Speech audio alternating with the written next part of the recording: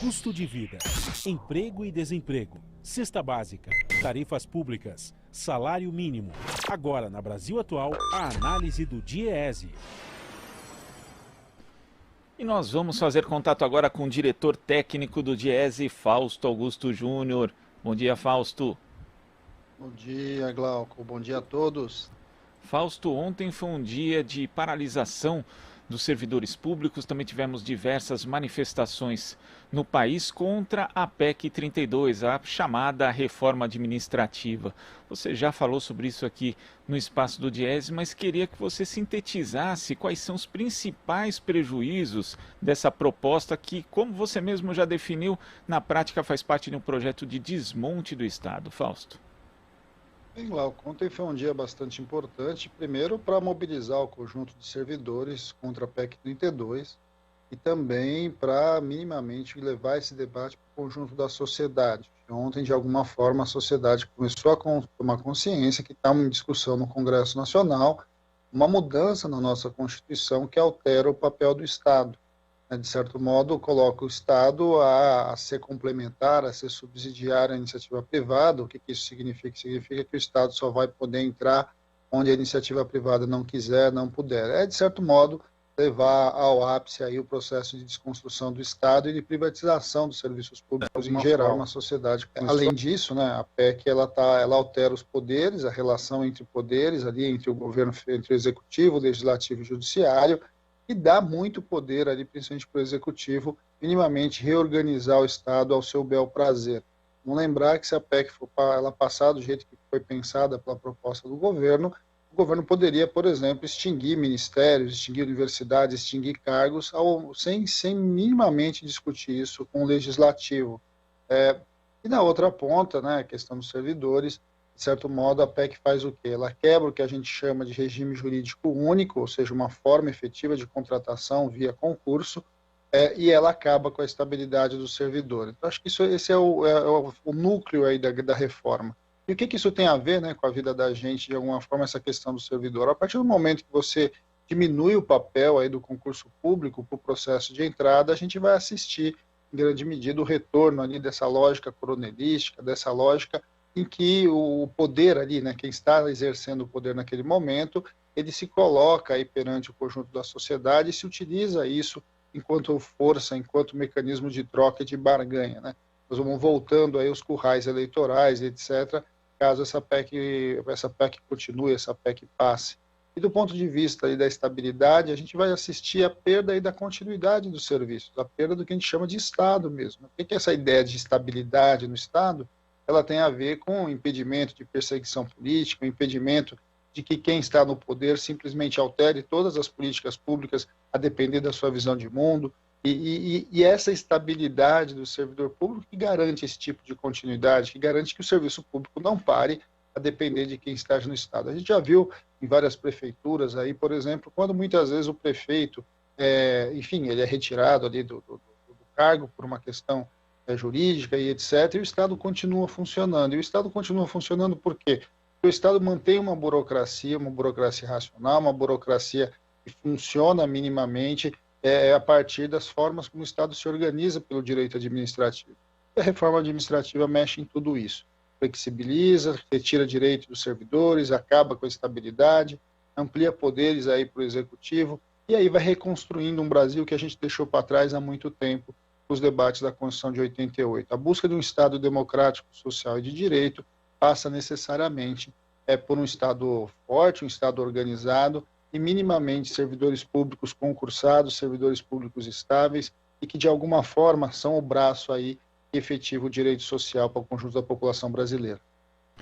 Um exemplo dessa estabilidade dos serviços públicos, mesmo quando há troca de governos, ou um governante acaba sendo derrubado, tendo que sair, ou acontece alguma outra coisa, é justamente o SUS na aplicação das vacinas. Apesar de não ter havido isso, houve uma imensa demora na aquisição dos imunizantes por parte do governo federal, mas a partir do momento em que esses foram distribuídos, o SUS, o Sistema Único de Saúde, conseguiu dar conta de imunizar boa parte da população né, Fausto? Então, isso é um exemplo do que a reforma administrativa, inclusive o SUS, né, é bom lembrar, mesmo desfinanciado, mesmo com um subfinanciamento já há alguns anos, né, em especial desde o governo Michel Temer, continuando no governo Bolsonaro, conseguiu dar conta disso. E a reforma administrativa pode afetar, inclusive, esse acesso à saúde pública por parte da população.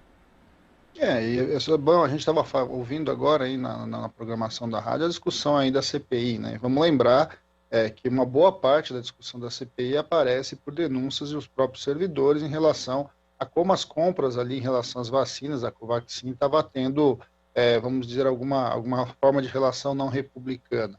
Eu acho que isso é, de certo modo, o papel do servidor público. O servidor público estável, ele é o agente do Estado, ele é aquele que, de alguma forma, minimamente controla o Estado e faz com que o Estado cumpra o seu papel. A questão do SUS, por exemplo, Glauco, claramente dentro da proposta da PEC 32, há uma proposta muito clara de ampliar o processo de concessão e privatização do Estado. E de certo modo, um mecanismo que vai colocar na mão da iniciativa privada, muito provavelmente, boa parte dos próprios, né? Ou seja, boa parte dos equipamentos do Estado brasileiro, numa relação e que é a relação que o atual governo vem defendendo, aí, inclusive agora, com esse debate aí, com relação às creches, o chamado voucher, né? O que é o voucher? O voucher é uma espécie de um vale que o cidadão, teoricamente, receberia do Estado para poder pagar ali a sua consulta médica, ou seja, a sua saúde privada. E isso, primeiro, que não cabe do ponto de vista orçamentário, de fato. De fato, o que está sendo proposto é a gente voltar ali para o modelo que a gente tinha antes do SUS, né? O modelo da ditadura, o modelo do chamado INASP, do NPS, em que você tinha que buscar vaga ali nos hospitais privados. Mas vamos lembrar, né, que naquela época a população brasileira, grande parte da população brasileira sequer tinha acesso à saúde, né? Só tinha acesso à saúde um conjunto relativamente pequeno de trabalhadores formais ou contribuintes do NPS.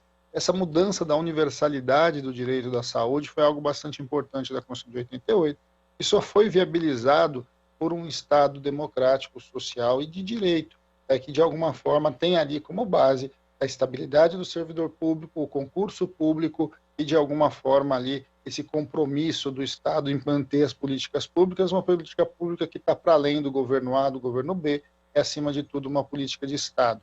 Esse é um dos grandes desafios que a gente tem agora no enfrentamento da PEC 32, é conscientizar o conjunto da população que isso é um grande benefício, né? Que isso é um grande valor para a nossa sociedade. A pandemia, na verdade, nós não devíamos nem estar discutindo algo parecido com a PEC 32 em meio a uma pandemia. Na verdade, chega até a ser contraditório, porque é o momento que a gente mais precisou do SUS, o SUS vem respondendo às demandas ali, apesar de todo o desmando do atual governo, tem demonstrado como o Estado funciona, de certo modo, e ele permanece a depender da política em vigor, e o que a gente vê aí, de certo modo, é um conjunto do próprio Congresso Nacional não compreendendo, até porque a gente sabe que há outros interesses por trás mesmo dessa PEC 32, a gente já tinha visto isso lá na reforma da Previdência, há um interesse muito claro de privatização do fundo público, de transferência dos recursos públicos do conjunto da sociedade, né, que são os nossos recursos oriundos de impostos, para a iniciativa privada, para ampliação do seu lucro e, de certo modo, para colocar no mercado aí os nossos direitos sociais em geral. Vamos lembrar, né, uma parte da saúde já vem privatizada, parte da educação, mas a intenção desse governo é, de certo modo, ampliar essa privatização e levar, de certo modo, a ideia de que saúde, educação, assistência são mercadorias aí a ser comprada no mercado. Lembrando ainda, Fausto, que um dos argumentos muito utilizados pelos defensores da proposta, né, que sempre procuram, inclusive, a lógica do inimigo para justificar a aprovação dos seus textos, é que o funcionário público aqui no Brasil é um privilegiado. Mas quando a gente vê a Relação Anual de Informações Sociais, a RAIS de 2019, o levantamento mostra que 11 milhões e meio de vínculos de trabalho no funcionalismo público do Brasil no ano anterior, em 2018, metade dos servidores do país ganhava em média R$ 2.727 e um quarto recebia até R$ 1.566. Então, às vezes, pega-se ali um exemplo de uma elite, né, que, por sinal, nem é atingida pela reforma administrativa e se generaliza para criar essa impressão totalmente equivocada de que o funcionário público é privilegiado, Fausto.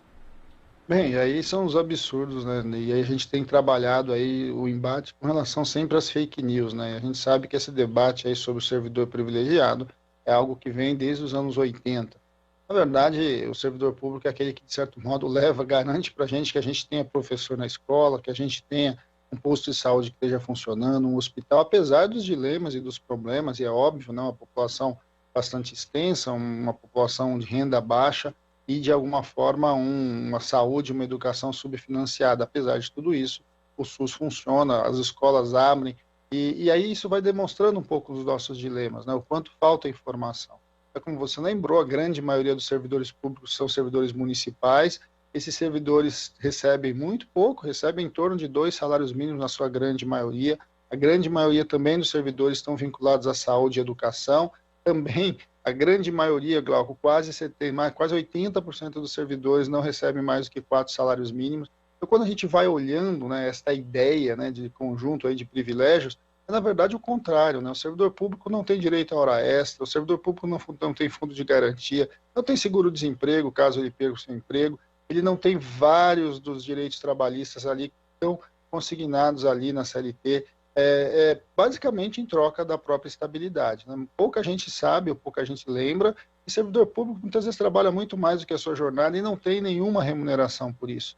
Esse é um dado de realidade nas carreiras de Estado, esse é um dado de realidade aí nos postos de saúde, nas escolas. A gente está vendo o drama ali dos professores a voltar para a sala de aula agora em meio à pandemia, e o quanto é penoso e o quanto eles têm pouco apoio, inclusive, em relação ali às possibilidades e às necessidades, né, minimamente, de ter ali um suporte para continuar o seu trabalho. A gente está vendo, de certo modo, as escolas abrindo, né? Eu sempre insisto isso, se faz muito uma comparação entre empresa privada e administração pública, uma comparação que não faz sentido. Glauco, aqui a rede estadual de ensino de São Paulo, por exemplo, tem mais de 260 mil trabalhadores da educação, em mais de 5 mil escolas espalhadas por um estado inteiro.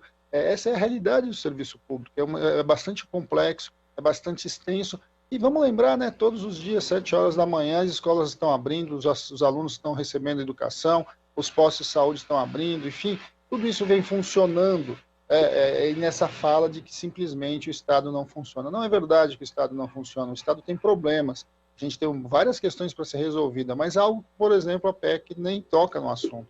A discussão da qualidade do serviço público não é tocada, não é discutida. Basicamente, o que se busca ali é flexibilizar e retirar direitos. Agora, vamos lembrar, né, esse discurso aí de privilégio para este governo, basicamente, ter direito é ter privilégio, né? Porque tudo que vem sendo construído e proposto em relação ao mundo do trabalho pelo governo Bolsonaro é retirar direito, é igualar trabalhadores formais e informais pela parte de baixo aí dos direitos. Você vai retirando direitos, e aí é isso, né? Então, para esse governo, quem tem salário, quem tem emprego, quem tem direito, é um privilegiado. É um discurso raso para a gente entender como vai sendo desconstruído um sistema civilizatório que a gente vem construindo a duras penas a partir de 1988. Fausto, queria agradecer a sua participação aqui no Jornal Brasil Atual, porque é essencial, inclusive, que as pessoas tenham acesso ao conhecimento a respeito dessa PEC 32, que é muito, mas muito danosa ao Estado brasileiro e ao serviço público. Muito obrigado, Fausto. Até a próxima. Até a próxima a todos. Bom fim de semana a todos. Bom fim de semana. Conversamos aqui com o diretor técnico do Diese, Fausto Augusto Júnior.